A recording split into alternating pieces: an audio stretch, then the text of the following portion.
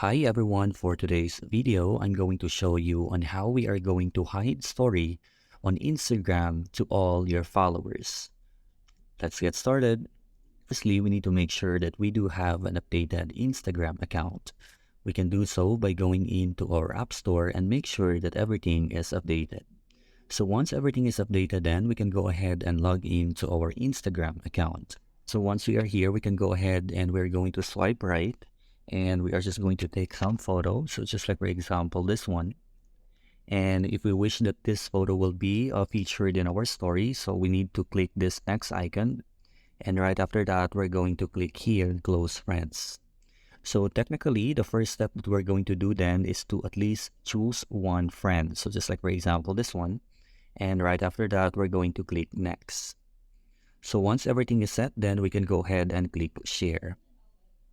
And of course, click done.